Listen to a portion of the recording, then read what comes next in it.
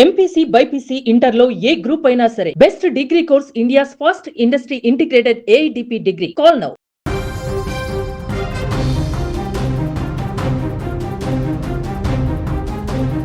ఈ వయసులో అనవసరమైన డ్రామాలు చేయడం సిగ్గుచేటు.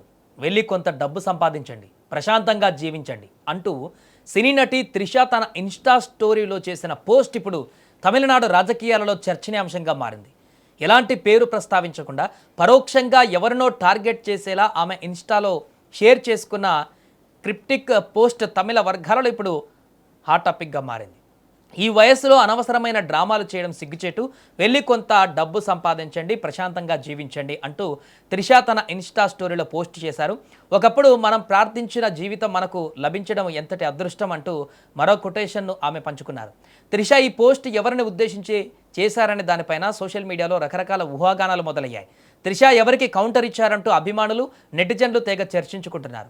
ఇటీవల కావేరీ నిరసన ప్రదర్శనలో ప్రతిపక్ష నేత ఉదయనిధి స్టాలిన్ మాట్లాడుతూ త్రిషను ఉద్దేశించి డబుల్ మీనింగ్ డైలాగులు వాడారు. ఇది తమిళనాట పెద్ద దుమారం రేపింది. ఉదయనిధిని అరెస్టు చేసే వరకు వెళ్ళింది. ఈ వివాదం పూర్తిగా సద్దుమణగక ముందే త్రిష పైన అన్నాడీఎంకే నేత ఆర్బీ ఉదయ్ కుమార్ వివాదాస్పద వ్యాఖ్యలు చేశారు.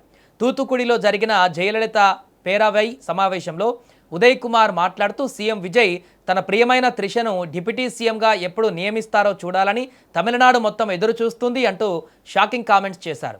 సాధారణంగా తనపైన ఎవరైనా అనుచిత వ్యాఖ్యలు చేసినప్పుడు స్ట్రాంగ్ కౌంటర్ ఇచ్చే త్రిష ఉదయనిధి స్టాలిన్ తనపైన అభ్యంతరకరమైన కామెంట్స్ చేసినా స్పందించలేదు. తమిళనాట అంతా చర్చ జరిగినా మౌనంగా ఉండిపోయారు. మరోవైపు విజయ్ పైన ఆయన భార్య సంగీత పెట్టిన విడాకుల కేసు ఆమె వాపస్ తీసుకున్నారు. ఇద్దరి మధ్య రాజీ కుదరడంతో కోర్టులో వేసిన పిటిషన్ను వెనక్కి తీసుకున్నట్లుగా ప్రచారం సాగుతోంది. ఈ నేపథ్యంలో త్రిషా కృష్ణన్ పెట్టిన క్రిప్టిక్ పోస్ట్ అందరి దృష్టిని ఆకర్షించింది. ఇది ఇటీవలి వివాదానికి సంబంధించినదా లేదా ఆన్లైన్లో తనపైన వస్తున్న నెగటివిటీకి కౌంటరా అని నెటిజన్లు కామెంట్లు చేస్తున్నారు.